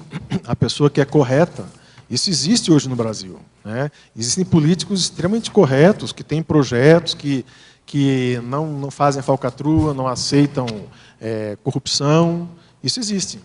Então, dependendo do projeto, dependendo do passado dessa pessoa, ela pode ser um candidato a curso intermissivo. Por que não? Né? Basta ela seguir a vida dela e alcançar, né, uma meta pessoal de assistência, de modo que a ficha dela, mesmo que num percentual pequeno, consiga, né, superar alguma coisa do passado para que ela se candidate. Lógico que isso vai envolver os amparadores, vai envolver a ficha própria dela, a tarefa que ela vem executando, né, a responsabilidade, a fixação dela naquele projeto. Então, envolve outras questões, mas é uma possibilidade bem factível. Bom, vamos aqui a alguns tertulianos. Robson, por favor. Boa tarde, professor Eduardo. Opa. Parabéns pelo verbete. Na página 1, em fatologia, 2 itens aqui que eu gostaria que você explanasse. Na terceira linha, a articulação não mais para si, mas para o bem de todos, e em seguida, o fato de se colocar no lugar do outro, eliminando as compreensões. Aí depois eu tenho a terceira. Tá. Nessa questão, o que eu coloquei aqui? Eu comecei a observar, eu sempre tive muita facilidade de fazer articulação, tá? Para os projetos, para as coisas e tal, sempre tive muita facilidade com isso. E eu observei, quando eu organizava e estava ajudando o Alexandre no livro, eu observava assim, uma facilidade potencializada, né? Tudo que eu articulava, o troço dava e a coisa andava, e era muita sincronicidade e tal. Então eu não percebia isso. Aí, quando o Alexandre publicou o livro dele, eu entrei num outro projeto e usei a mesma fórmula de fazer articulação. Eu só tomei na cabeça. E eu comecei a pensar, gente, mas o que é isso? Por que esse troço não vai se eu estou usando a mesma técnica, a mesma tecnologia de articular as pessoas, chave, tal, fazer, tal. E o troço não acontecia. Daí qual foi a minha conclusão? A minha intenção. E aí que entra a questão mais importante que eu destaquei nessa frase, que é a percepção da intenção. Então, não adianta você articular. Óbvio, né? Assim, isso parece uma coisa, falando, parece uma coisa muito óbvia, né? Você precisa identificar a sua intenção. Mas como é que você identifica a sua intenção? Uma pessoa poluída, ela não percebe a própria intenção. Entende? Então, por isso que eu pesquiso já há muito tempo a questão da higiene consciencial. Então, no curso, a gente coloca isso, que a homeostase, isso o professor Valdo coloca no Homo sapiens pacíficos, mas é muito bacana você ver isso na prática. A homeostase, você bem, quando você está bem mesmo, tudo despoluído, tudo alinhadinho, tudo bonitinho e tal, você consegue perceber a sua intenção. Quando você está poluído, você não consegue perceber. Se você está com pressão na cabeça, com um troço ruim, tal, você precisa trabalhar com as energias e chegar na homeostase de volta. E aí você tomar uma decisão em relação a projeto, ou o que você quiser. Mas a homeostase, ela é um pré-requisito para que você perceba a sua própria intenção. Então, para você não articular mais para si, que é uma coisa egóica, e você articular para o outro, você precisa perceber qual que é a sua intenção. Se a sua intenção é cosmoética, a sua articulação vai funcionar, vai fluir. Se a sua intenção é egóica, hoje a coisa não vai andar. Você vai sentir que não tem amparo no troço. Vai tudo travar. Então, eu vivencio hoje, por exemplo, isso nas questões que envolvem o meu voluntariado na OIC. Então, o trabalho lá do condomínio, Assim, não fui eu, foi uma equipe. Mas veja, nós vendemos 13 lotes em 9 meses. A equipe extrafísica, no curso de imersão progesterápica, ela perguntou para mim, você está pronto? Eu falei, eu estou pronto. Aí eles falaram, nós vamos jorrar energia nesse condomínio. Eu falei, ok. 9 meses depois, 13 lotes vendidos. Então, isso não é juntaram assim, os meus trafores com a necessidade extrafísica, com a equipe que estava junto, né, com o ambiente na OIC, que é um ambiente extremamente positivo, homeostático, a facilidade com que eles trabalham o voluntariado, o apoio que eles dão para o voluntariado, faz um rasgo extrafísico ali que o troço vai. Isso, obviamente, não acontece só lá, acontece em todos os projetos que tenha assistência e que seja interessante e assistencial para os outros. Isso é chamariz para amparador. Né? E o negócio é você entrar nessa onda. Você entrou nessa onda, acabou. Vai surfar lá. Né? Vai fazer as coisas que tem que fazer, vai se reciclar, vai melhorar, mas a coisa vai sair bem. O segundo item é o fato de se colocar no lugar do outro, eliminando as incompreensões. Veja, quando eu falei aquela questão da técnica anticosmoética, né? Fulano, poxa, fulano, se você, antes de falar isso, você se colocar na condição do outro, você não fala mais isso da pessoa. Sabe o fulano? Ih, cuidado, hein? Você não faz mais isso com a pessoa. O problema é que a gente não se coloca no lugar do outro. Isso não é uma coisa bonzinha, benevolente, para se colocar, não é isso. Porque quando você se coloca no lugar do outro, você vai entender a patologia do outro. Você tem a sua patologia, você vai entender a patologia do outro. Então você para de dar valor para a patologia dos outros, você vai querer superar a sua patologia, mais rápido. Entende? E a hora que você faz isso, com quem que você está coadunando? Com os assediadores da pessoa. Então não dá mais, né? Assim, uma coisa é você chegar na Conscienciologia com 2, 3 anos, 4 anos, mas você está há 15, 20 anos na Conscienciologia fazendo isso, é fogo. Lógico, só para dar continuidade, você eu tem tenho mais uma. Ele até assim, já respondeu que seria na página 2. Eu acho que tudo isso que o Eduardo colocou muito bem, gera aí a autoconfiança. Na página 2 tem o item, na segunda linha para a terceira linha, que é a autoconfiança gerando a força íntima necessária para a aplicação do polinômio ideia, projeto, equipe e êxito. Eu acho que você aí falando isso acabou... A questão da autoconfiança, ela vem da ortopensenidade. Né?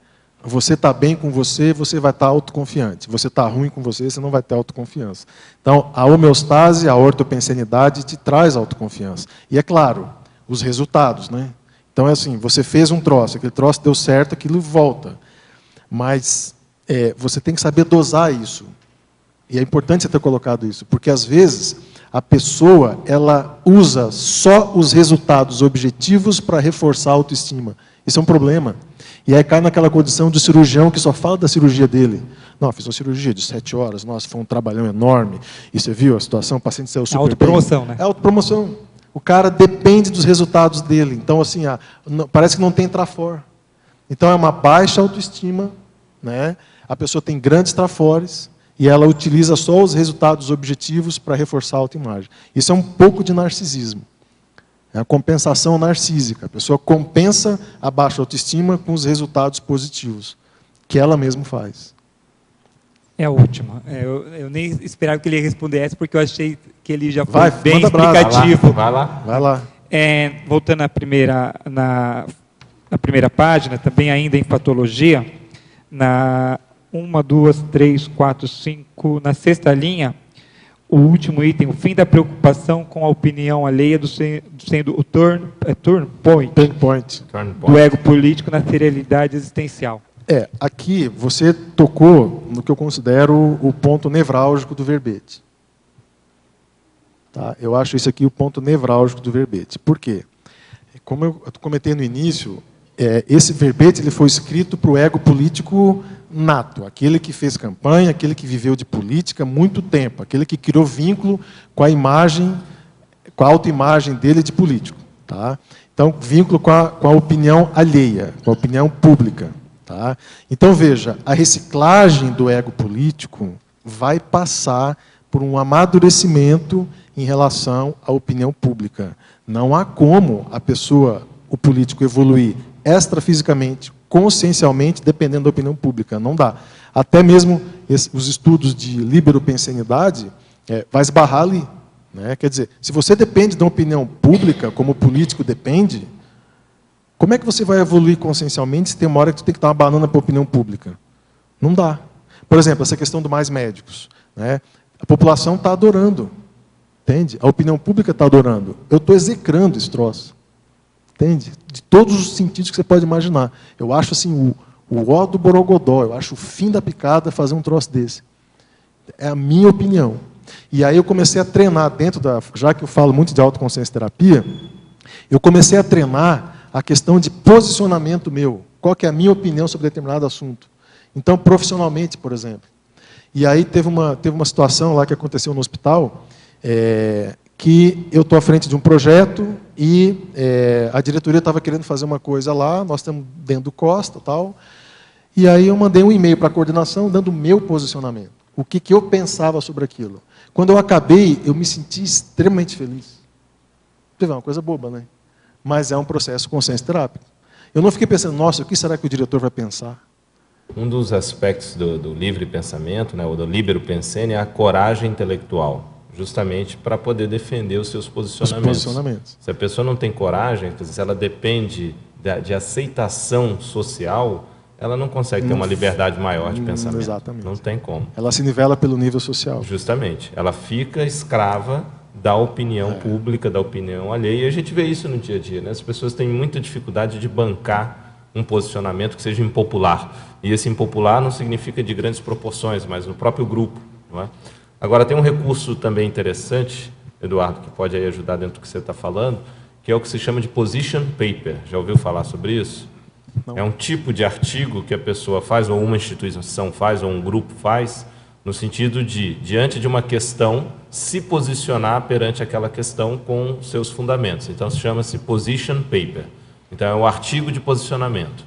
Então, isso é muito importante também dentro dessa condição da pessoa não ter a preocupação ou se pautar pela opinião pública. E quando eu entreguei esse e-mail, deu um efeito contrário. Porque antigamente talvez eu nem fizesse, né? Com medo, sabe lá o que vão... E a questão profissional, poxa, é onde você tem o seu pé de meia, né? Onde você ganha, né, teus rendimentos e tal, poxa, vai que... Entende? Mas, poxa, eu falei, peraí, eu não estou agredindo ninguém.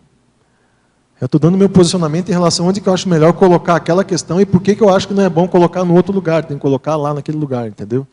E argumentei tudo, e mandei.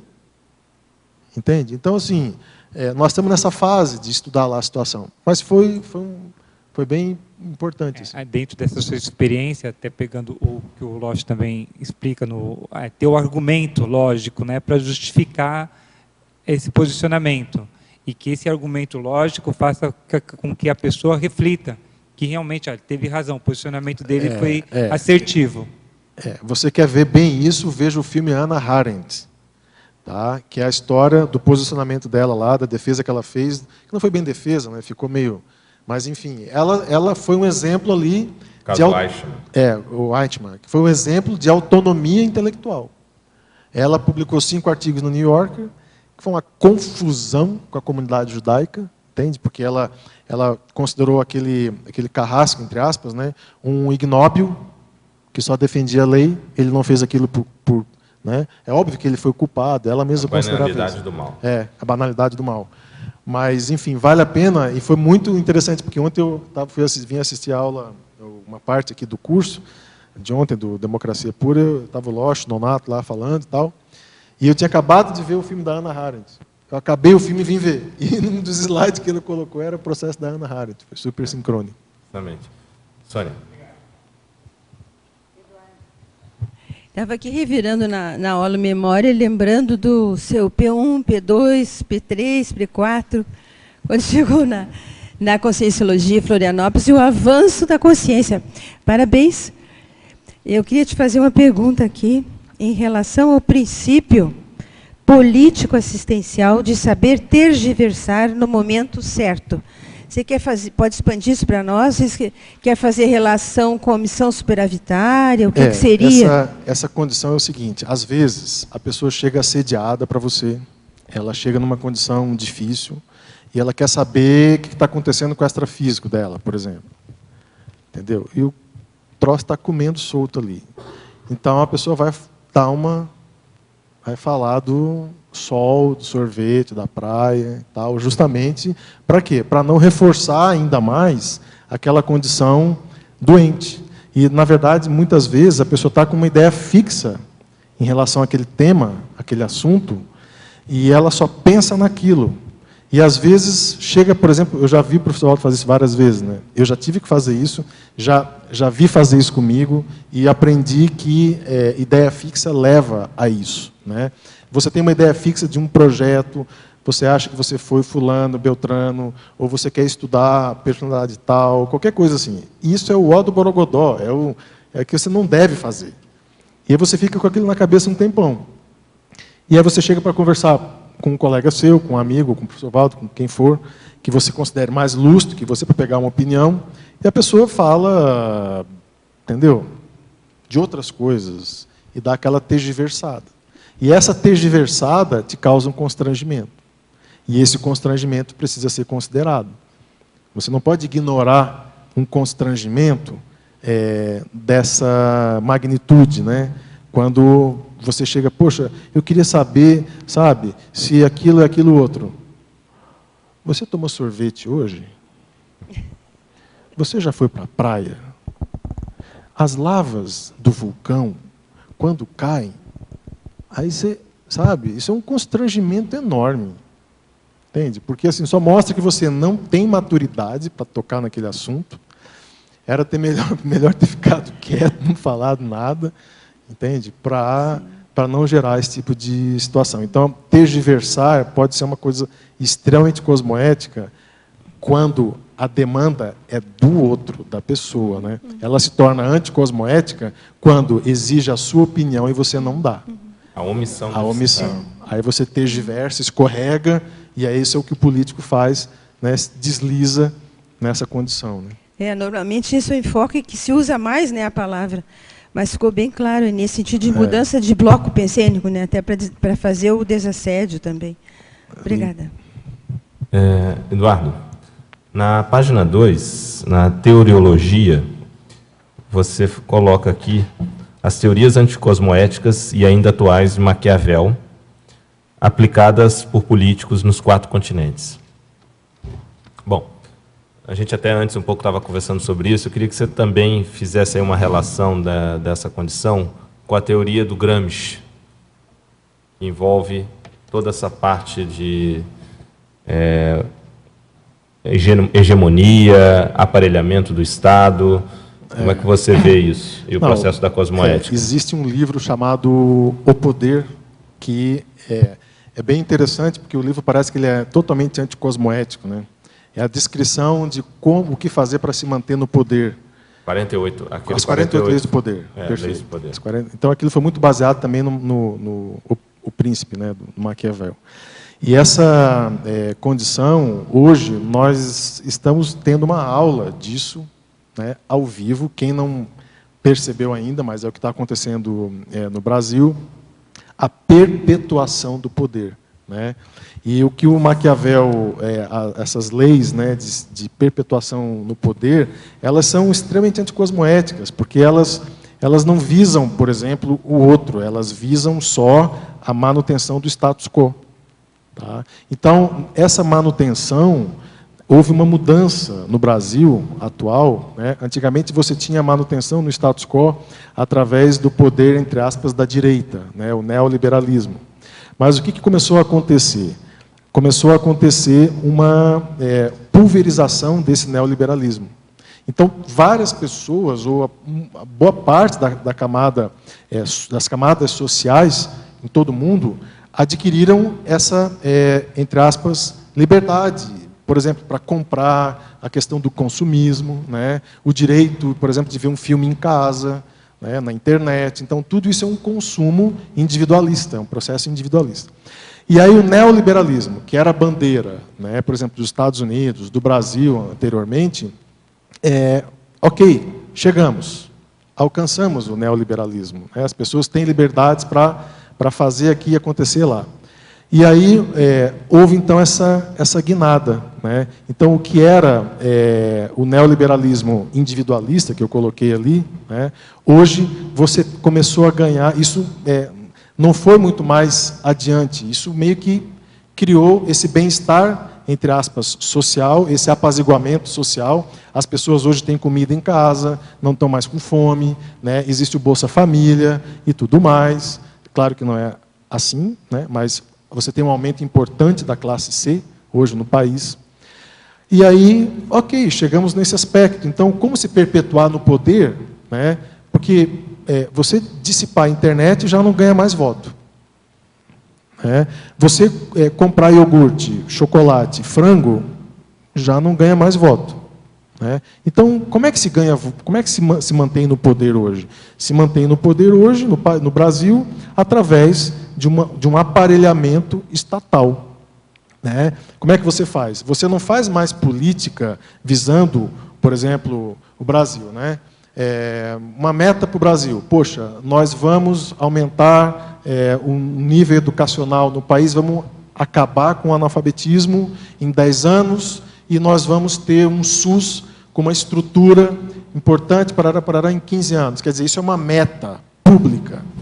Vamos supor, o PT lançou essa ideia no Brasil. Vocês acham que o próximo candidato vai ser contra essa ideia? Não tem como ser contra uma ideia dessa. O problema é que eles não dão esse tipo de ideia. O que eles dão são só estratégias políticas de se manter no poder. Então, eles fazem contratos, né, com partidos, prometem cargos, e os partidos querem existir, então eles vão se sujeitar a esse processo de cargo, e aí, junto com isso, eles têm uma ideologia, que é a ideologia marxista, tá? E eles, então, na verdade, aqueles políticos que eram neoliberais agora não estão nem mais aí para o neoliberalismo, eles querem se manter no poder, então já esqueceram o que é ideologia. Isso que você está falando, uma das piores coisas é o fisiologismo.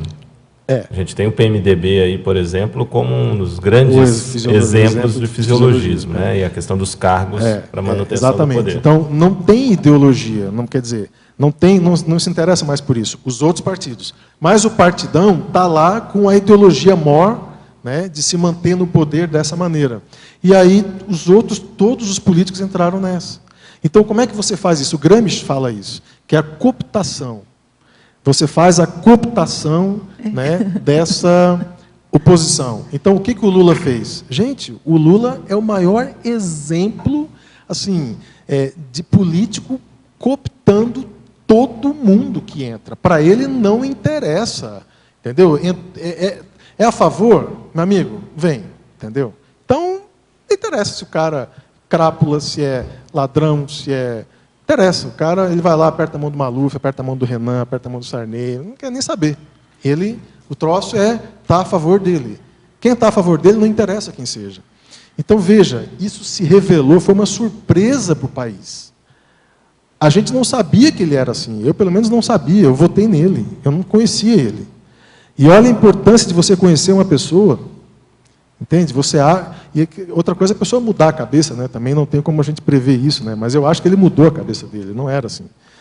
Mas, enfim, o fato é que esse aparelhamento está acontecendo, né?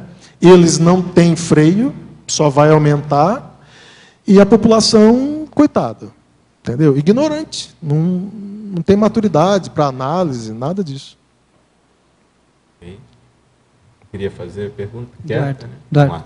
Não, na fala do Eduardo, depois eu passo. Pode na falar? fala do Eduardo, você falou do partidão. O partidão que você está falando é o PT, né? Não é mais... É uma mistura, né? Não o PT mais... com o PCdoB. Hoje, quer dizer, você achava que o PCdoB era um troço de esquerda, aí você vê os caras estão tudo aparelhado, envolvido com um monte de corrupção, e contrato disso, daquilo em prefeitura. Antigamente, a gente olhava, quando acontecia isso, era no PSD, PDS, né, na época, PDS e tal, UDN e tal, né? Agora, quer dizer, não tem mais isso. Quem está dando aula agora de como fazer uma corrupção assim do mais alto nível é o PT. Eles são especialistas, professores, e impressionante. Você tem alguma expectativa esperançosa nos próximos 50 anos de Brasil? Olha, eu vou te falar uma coisa. 50 anos, eu coloquei 50. Eu estou curiosa da próxima eleição para presidente. E você falou do Aécio, né? Quer dizer, você já está sentindo, a gente já está sentindo levado, né? Eu acho que o Aécio, eu não quero ficar defendendo, nem fazer, né, trabalhar com questão de campanha aqui. Mas, veja, para mim, pode ser um pouco estranho eu falar isso, mas do jeito que nós estamos indo, qualquer opção diferente disso aí, pelo menos que limpe a máquina estatal, qualquer pessoa que chegar lá e falar assim, olha, a minha bandeira é, eu vou enxugar a máquina estatal, eu vou votar nessa pessoa. Mas, Eduardo, eu vou cortar a máquina estatal, eu vou diminuir de 39 ministros, eu vou deixar 12. Eduardo, eu vejo a Marina, eu tenho medo dela. Não, eu não Por causa da coisa da religiosa. Ela é evangélica.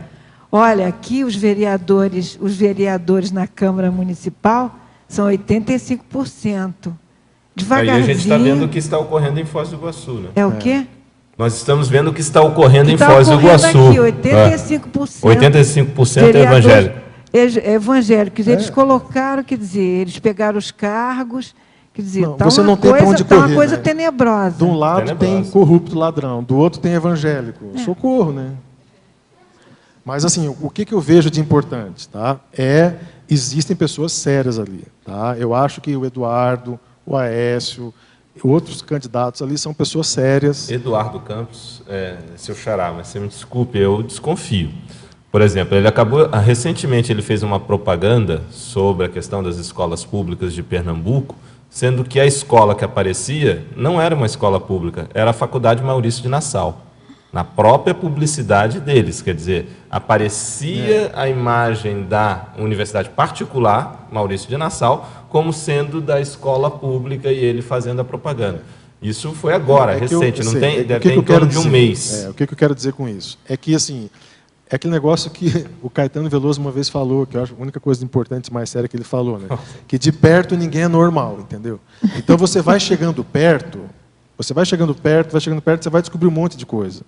Mas, por exemplo, vamos analisar o governo dele lá, cheio de furo. Eu acabei de ler uma matéria do Globo mostrando as incoerências do Eduardo lá no governo de Pernambuco. Mas o governo dele foi muito bom para Pernambuco, ajudou muito Pernambuco, né? Então, aí você vai ter que analisar o que é atenuante e o que não é, né? Dentro de uma proposta maior de poder para o futuro. A questão é que quando ele se junta com a Marina, como ela está trazendo, isso já é uma agravante enorme, pelo menos na minha opinião, que aí entra o viés fundamentalista do processo religioso que começa. Porque essa questão ecológica, ela é que aparece, mas a força dela vai, principalmente, não é pela questão ecológica, é a questão dos evangélicos. Essa questão envolve, por exemplo, o processo do Aécio, né? Ele é um cara, assim, o governo de Minas foi um sucesso. Se você chegar perto do Aécio, você vai ver um monte de problema dele, problema pessoal, dificuldade pessoal dele, afetiva lá e tal, homossexualidade. Isso não é uma coisa assim pública, né? Mas também nos pequenos meios lá no Petit Comité se sabe, mas não vem ao caso, porque hoje em dia até uma bandeira, né, as pessoas usando isso como se fosse uma coisa... Enfim, então, existe um processo extrafísico de assistência a ele, de vontade de ajudar ele, mas disso depende muito dele. Agora, ele é um cara muito bom, politicamente. Ele é um cara muito bom. O que ele fez em Minas, ele fez uma coisa lá que o PT podia ter feito no Brasil e não fez, chamado choque de gestão. O PT não fez choque de gestão, muito pelo contrário, ele fez uma loucura de gestão, né? Então não teve gestão nenhuma. O PT fez um choque de indigestão. Indigestão. Isso aí. Só Alexandre quer perguntar. Uma questão do Eduardo Campos, tá, que é interessante colocar aqui, que o partido dele faz parte, é membro do Fórum de São Paulo. Olha aí. Então, aquele já- objetivo macro desses partidos do Fórum de São Paulo vai continuar existindo, e aí a base aliada vai só mudar de tonalidade, ela não vai mudar muita coisa, entendeu? Putz, aí, isso eu não sabia, tá vendo? Então, entendeu? Então tem que tomar muito cuidado. Não, é complicado, gente. Você fazer uma análise, você não pode falar, é impressionante. Entende? A hora que o negócio é, você escolhe a pessoa, fica quieto e... Entende? Porque não sobra ninguém, entendeu? Aí você vai ter que chegar assim, um nível de doença que nós chegamos no Brasil e olhar para os outros e falar assim, qual que é o menos doente? Qual que é o menos patológico? A patologia desse cara, ela vai fazer somatório com a patologia global do que o PT montou, ou é uma patologia oposta? Se for uma patologia oposta, já vale a pena. Entende? Analisando dentro dos males menor. Né? Eduardo, aqui na página 3, em efeitologia, você fala do efeito instantâneo do flash mobs iniciando os egos políticos às ruas a partir da internet. Como que você vê essa questão aqui relacionado ao Joaquim Barbosa, que as pessoas estão querendo apostar nele, ele diz que ele já tem um cargo maior do que o presidente? Olha, eu acho muito cuidado com o Joaquim, né? Sim. Muito cuidado com o Joaquim. É aquele troço, chega mais perto para você poder ver quem que é a pessoa. Ele, não tem dúvida, o que ele fez, o temperamento dele, aquilo ali eu vejo assim, ó, às vezes, o temperamento ruim, num contexto, é extremamente útil e favorável. Tá? Foi o que aconteceu com ele no Mensalão. Inclusive as dores nas costas dele, foi às vezes, ótimo. é boa. Foi boa. Ele ficava mais, agoniado e falava mais rápido, entende? Então, veja, é impetuoso, entendeu? Muito turrão. Não dá. Não dá. Entende? Não dá. Então, não tem muito cabimento ali. Veja, o Lewandowski, né, quem é o Lewandowski para falar, né? Mas foi a única coisa que eu acho que ele falou de correto, é que o Joaquim era muito difícil, temperamento difícil, exato. Uhum. O próprio Marco Aurélio Mello falou a mesma coisa e tal. Então, veja, para ser presidente, aí nessa hora que eu acho que as pessoas deviam estudar mais o Juscelino, né? Uhum. Entendeu? Porque você começa a estudar o troço do Juscelino, você tem um desânimo quando você olha para esse povo, porque você vê um cara... Poxa, o cara fez um plano de metas. Eu conheci o coronel Afonso Eleodoro. Poxa, o coronel era o responsável pela manutenção do plano de metas. Eles tinham uma sala com cartolina, com as metas que iam sendo alcançadas. Uhum. Cartolina. Ele que escrevia. Sabe? Não tinha internet, era tudo um telegrama. Entendeu? Ele voava, despachava no Rio durante o dia, à noite ia para Brasília, de avião. Dormia 3, 4 horas. O que é isso, gente? Então, você começa a ler um troço desse, olha, vou investir no parapsiquismo, entendeu? TENEPS, porque... Nessa questão, então... É uma distância, assim, gigantesca. Não dá para comparar. Falta, no caso, é a inteligência política. Você vai conversar com o Afonso Eleodoro hoje, ele está vivo, 94 anos. Ele mora lá em Brasília. Gente, ele olha, não quer nem saber que se passa lá. Não. Porque assim, olha, aqui é só vergonha, isso aqui é tudo uma vergonha. Uhum. Pô, o cara que ajudou a fazer aquilo. Sim, né? sabe, né? Tem mais uma pergunta aqui, só um pouquinho. Né, que agora há pouco você tinha falado, né, que mesmo sendo patológico, sendo oposto, tal, que valeria a pena. Se não me engano, o PT foi eleito dessa forma. O pessoal estava cansado da política, né, do presidente na época lá, e saiu votando assim, acho que não teve um discernimento. Tem que ter cuidado, não adianta. Acho Mas sabe o que que acontece? Assim. É porque não tem opção. Esse que é o ponto. É a falta de opção. Porque é lógico, se você tem, por exemplo, esse Hollenberg, esse que é senador lá, que eu estava comentando contigo, né? Esse cara é muito bom. Agora, como é que eu posso falar que ele é muito bom aqui? Daqui a pouco o cara mete o pé na jaca, já não é mais muito bom. Entendeu? Mas o partido dele, isso que o Alexandre falou, faz parte do Fórum de São Paulo, então já cai por terra. Mas termina aí. Aqui na fatologia, na página 2, na 5ª linha, a falta de cosmoética nas relações internacionais elimina as retratações entre países. Como que você vê essa condição aqui dentro dessa questão dos médicos? Porque eu achei que você ia perguntar do Obama, mas vamos lá, eu falo dos médicos. transgredindo várias pratos internacionais fazendo esse tipo de coisa, porque é uma escravidão, né? Esses médicos vindo para cá. Sim, não tem dúvida. Essa questão do mais médicos, eu até me posicionei aqui. Eu acho que eu sou totalmente contra.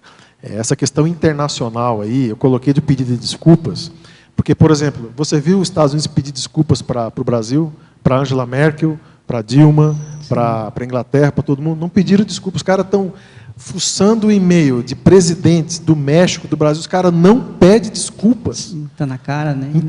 Então assim, isso é tá louco, o troço tá fora de controle.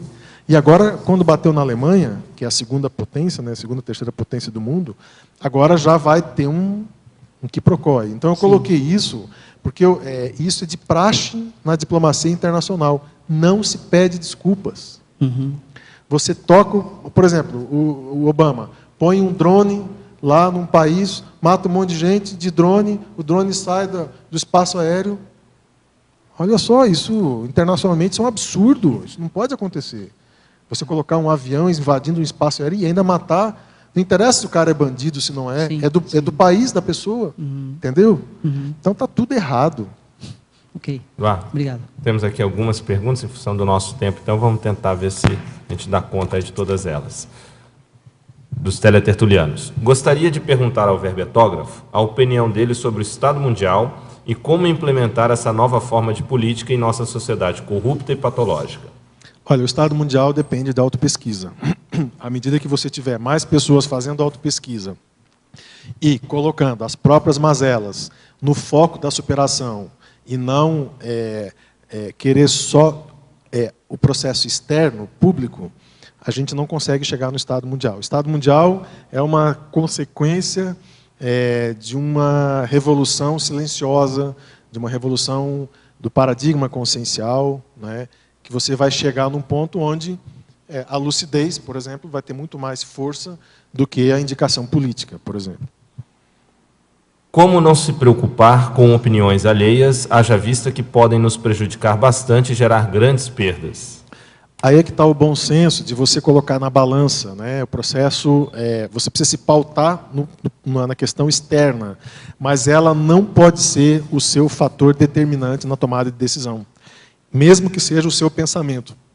Se alguém fala para você que você é isso ou aquilo, e você acredita, você está concordando com os assediadores, dependendo de como isso foi falado, né? Às vezes a pessoa tem toda a razão e você não está se enxergando. Então, veja, é o discernimento que precisa imperar. O meio, a opinião pública, ela é um elemento de análise no seu processo de autopesquisa. É um elemento. Não é o principal. Não, você não deve seguir o que falam para você. Você deve seguir a sua consciência. E a sua consciência, ela precisa usar vários parâmetros de análise na tomada de decisão.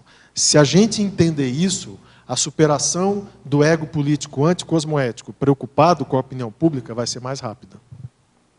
Agora uma da Espanha, está com audiência aí até na Europa.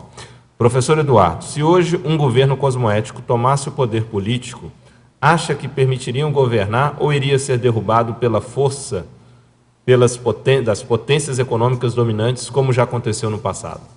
Olha, eu acho que hoje, do jeito que está, é inviável, né? Porque você tem que ter uma... Por exemplo, não existe presidente que governe sem a Câmara.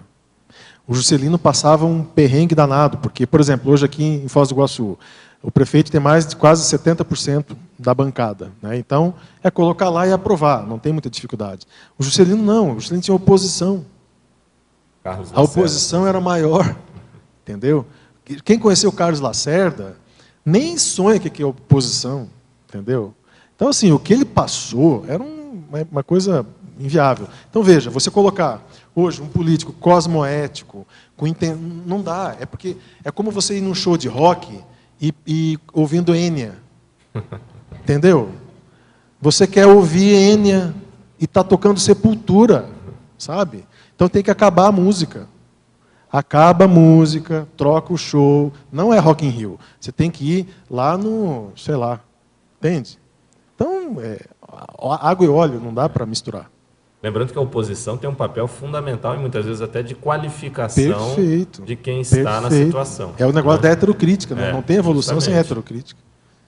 Escutei a palestra de uma pesquisadora em que a mesma falou que o Juscelino Kubitschek realizou o aniversário da filha no Palácio de Versalhes e pagou o evento com dinheiro público. Esse caso pode ter repercutido negativamente para essa Consex, de modo que poderia estar mais evoluído se não fosse esse caso? Poderia comentar? Olha, Brasília não teria sido construída de maneira nenhuma hoje. Não teria o menor jeito de fazer Brasília. Primeiro que não ia passar na lei de responsabilidade fiscal. Tá? Então, veja, para fazer Brasília, foi usado dinheiro que veio da França, através de bancos, de doações. Para isso entrar no Brasil hoje, seria muito difícil. O próprio transporte de material de construção era feito de uma forma muito incipiente. Enfim, todo jeito que foi construído, hoje ele seria considerado corrupto, entre aspas, devido a uma série de normas e leis hoje que são presentes que não eram naquela época. Então, obviamente, que você não pode usar claro que usar o dinheiro público para fazer uma festa, não sei se isso aconteceu, eu não sabia. Palácio de Versalhes. Palácio de Versalhes. Tem que ver se se realmente foi isso. Se for fato, não tem dúvida que ele pagou um preço dele extrafísico por isso. Não sei. Assim, se isso aconteceu, ele pagou o preço, não adianta. Você vai ter que pagar tudo que você fez de errado. Não tem jeito. Né? Mas é lógico, você vai precisar ver o saldo. Né? Por exemplo, ele dava cartório para amigos. Entende? A oposição metia o pau nisso. Por quê? Porque, poxa, você não pode ficar distribuindo presente para os amigos, e o que não é amigo toma na cabeça. Né? Então, o Juscelino tinha isso. Ele tinha os amigos que ele gostava muito dos amigos dele e fazia isso. Hoje, provavelmente, se ele ressomasse e entrasse na política, ele não ia poder fazer isso. Naquela época não tinha lei que regulasse. Tal. Não sei, hoje fazem tanta coisa pior, Eduardo. Aí é controvérsia. Há controvérsia. Há controvérsia, né? Porque realmente... Bom, mas ao verbetógrafo, qual o seu posicionamento em relação à atuação de intermissivistas em equipes suporte de políticos? E sobre a candidatura de intermissivistas a cargos eletivos? Olha, eu sou favorável. Tá? Meu posicionamento é que eu acho que isso vai acontecer mais cedo ou mais tarde. Vai chegar intermissivista com isso na PROEX. Né? Quer dizer, uma cláusula da PROEX é essa, a pessoa atuar. Pode ser que não seja para a vida inteira. Né? Eu conheço políticos que foram só deputado federal uma vez, depois voltaram lá para a vida pessoal e tocaram o barco, e nesses 4 anos criaram leis e ajudaram muita gente lá. Eu tive contato com uma pessoa dessa, que era meu vizinho em Belo Horizonte. Então, eu acho que isso vai acontecer, mais cedo ou mais tarde. E, obviamente, esse intermissivista vai chegar num meio que não vai ser uma decisão só dele. Né? Ele vai chegar no meio e que vai ser possível isso. Né? Vai ter lá os assessores e gente para ajudar e tal, para ele poder exercer esse tipo de situação. Então, eu acho que é possível isso acontecer. Acho que você comentou um critério muito interessante agora no final, que não vai ser uma decisão só dele, né? Quer dizer, é uma decisão de um grupo. Exatamente. E às vezes aquela pessoa, ela é uma peça, é a peça que aparece, mas é um grupo que está tomando uma decisão desse porte. Né? Isso aí é um processo extrafísico. Eu acho que cada vez mais as pessoas vão começar a se dar conta da responsabilidade que é a conscienciologia. Porque, quando a gente chega na conscienciologia, pelo menos quando eu cheguei na conscienciologia, a gente tinha o professor Valdo, e o professor Valdo ainda é uma grande referência nossa. Acontece que o professor Valdo já passou a bola de muita coisa, já passou os cursos de campo, já passou praticamente a enciclopédia, enfim, ele vai passando as coisas. E a bola vai ficando com a gente. E, de repente, você vê você está com a bola no colo ali, né, defendendo um verbete, desenvolvendo um projeto, numa atividade, num curso, uma coisa ou outra, e a responsabilidade é sua. Então, aí você começa a pensar em tudo isso que a gente comentou aqui, né?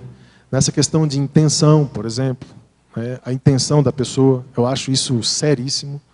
Né? É uma coisa que a gente não consegue, muitas vezes, perceber. Você só vai perceber a sua intenção, às vezes, é numa careação mesmo. Entende? O troço jogado na sua lata para você ver se cai em si. E, às vezes, nem assim, entende? Dependendo do nível de psicopatologia, a pessoa não ressona na cabeça. Claro que isso é um caso extremo, mas, às vezes, não precisa disso. mas eu acho que o grupo, de uma forma geral, ele vai ganhando um molde mais maduro. E a hora que isso acontecer, a hora que chegar uma indicação dessa, não vai ser num processo assim do tipo oba-oba, de brincadeira e tal. Vai ser uma coisa muito séria. Então, eu acho que pode acontecer. No momento, eu vejo o nosso grupo ainda precisando amadurecer questões internas políticas. Né? O nosso próprio preconceito com política é um problema. Nós estamos com o segundo simpósio de democracia pura aqui vazio. Entende? Poxa, vazio. Entende? Assim, por quê? Né? Essa participação, né? Por que as pessoas não puderam participar esse ano? O que aconteceu? O professor Vasconcelos veio aqui, eu almocei com ele ontem, a gente estava conversando, conversa vai, conversa vem, e uma coisa que poucas pessoas aqui sabiam, o professor Vasconcelos passou por várias experiências parapsíquicas, que ele nunca tinha falado. E ontem ele falou, e eu fiquei, caramba, você nunca falou disso publicamente, professor? Pois é, e tal, mas em Paris, na França. Então, veja, você vai conhecendo as pessoas, você vai vendo que as pessoas são do nosso grupo, né, estão ávidas por pesquisa, por trabalho, e a gente com dificuldade, com preconceito em relação a esse assunto. E eu acho isso muito sério. Esse evento, quando teve a primeira edição, veio Alberto Pasqualini, veio Juscelino, estava todo mundo extrafisicamente ali, investindo nesse trabalho. Isso é um trabalho que o professor Valdo investe demais. E a gente tem um preconceito importante, né? Isso precisa de uma reflexão. Eu falei com a Cristina e com a Patrícia que o próximo evento de democracia, ele precisava ter uma dinâmica de consciência-terapia. Entende? Uma dinâmica de consciência-terapia ligada à politicologia. Eu acho que precisa ter muito de proexologia, entende? Uma área, uma parte do evento destinado ao processo de estudo de proex. Eu acho que a parapoliticologia e a proexologia, eu coloquei isso aqui, né, no binômio, é um binômio científico importante. Como é que eu coloquei aqui? O binômio... Não. Pish. Aqui, ó, a interação parapoliticologia, proexologia, como duplismo científico essencial para o sucesso da programação existencial. Lógico, se a pessoa não pensar por si, não tem proex. Entendeu? Não é à toa que eu estou na proexologia. Não é à toa que você estuda proex.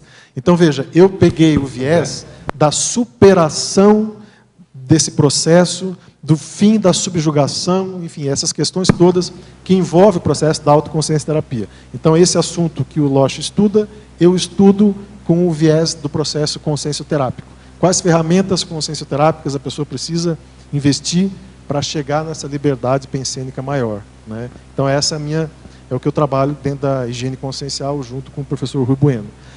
E, aproveitando o merchandising, antes de acabar, queria convidar a todos para participar da 6ª turma do curso Higiene Consciencial, que vai acontecer nos dias 31 de dezembro, 1 e 2 de janeiro, agora, virada de ano. Então, uma oportunidade das pessoas vivenciarem a homeostase, perceber a sua intenção, ter essa possibilidade de alcançar a ortopensenidade, mesmo que laboratorial, mas pelo menos num processo de extrapolação maior para ajudar aí nesse sentido. Então, 6ª turma do curso, aí, todos convidados. Aí. Pode fazer. Você falou aí que, né, pelas leituras, o professor Vasconcelos faz parte do nosso grupo, né? Como é que é essa relação nosso grupo, né, com essa democracia livre? Com a democracia? Com a democracia pura, né? Essa condição, assim, o nosso grupo, né? Parece que porque, assim, veja, olha só, gente... a democracia pura, ela estimula o livre pensar, porque a pessoa ela vai ter oportunidade de ela escolher diretamente aquela ideia, aquele projeto, aquela votação. Então, ela precisa aprender a ter essa, e não delegar para um político, para uma representação que hoje é um dos maiores vícios, né, o maior problema da política mundial, essa representatividade. Então, quando o professor Vasconcelos vem com essa ideia, faz uma sinergia, faz um somatório, né? Não só para o estímulo à participação política, mas também um estímulo à reciclagem das pessoas em relação a esse assunto, para que elas falem mais sobre isso, estudem mais os assuntos e façam mais paralelos dos seus temas de pesquisa com politicologia. Não ignorem isso. Entende? O professor Valdo teve com o Juscelino em Brasília, ganhou uma gravata dele. O Chico Xavier psicografava as mensagens para a construção de Brasília. Então, vejam, o envolvimento visceral com política. Na época, espiritualidade e política, tudo junto. E o troço extremamente cosmoético. E por que eu falo isso assim com tranquilidade? Porque eu vivenciei a pesquisa disso, uma pesquisa multidimensional, com muita assistência, que foi o troço do livro do Alexandre aqui. Então, era muita assistência. Então, como que política pode ter tanta assistência assim? Entende? Tanta assistência, homeostase, troço super sincrônico, tudo alto nível, política. Eduardo, vale ressaltar, até o Alexandre coloca isso no livro, que Brasília foi feita com as orientações das mensagens do Chico e do Valdo. E uma boa parte das pessoas não sabem disso. Mas ia um representante do Juscelino Kubitschek em Uberaba e justamente recebia as mensagens através do Chico e através do Valdo. Coronel Jofre com a orientação para a construção de Brasília. Veja, o troço super assistencial. Então, quer dizer, existe assistencialidade na parapoliticologia de alto nível, de altíssimo nível. A questão é você associar a intenção cosmoética com o processo da pesquisa nessa área. Aí o troço abre. É a linha de abertura, né? Abre. Bom, professor Eduardo, esse é mais um de vários outros que virão também, né? Eu acho que essa questão da política é um tema inesgotável. E o Eduardo, como um dos maiores estudiosos dentro da Conscienciologia sobre politicologia, acho que ainda tem muita página e linha pela frente, porque esse tema realmente nós precisamos aprofundar. Gostaria de, então, agradecer o verbetógrafo, agradecer aqui todos os tertulianos, agradecer também os teletertulianos e a equipe. E vamos passar para os nossos comerciais.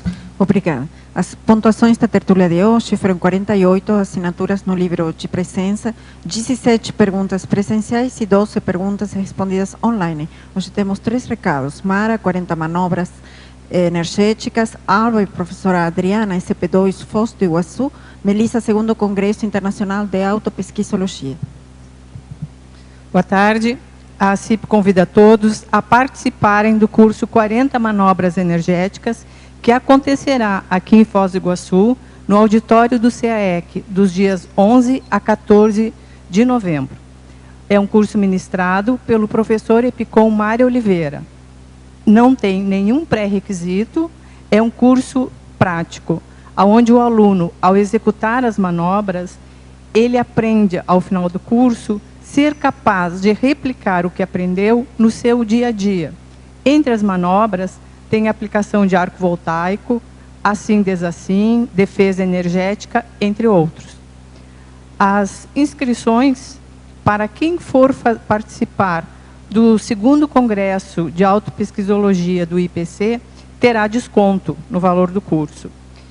O telefone para informação, 21 02 14 21, após as 15 horas, e também pelo e-mail acip@acip.com. Muito obrigada.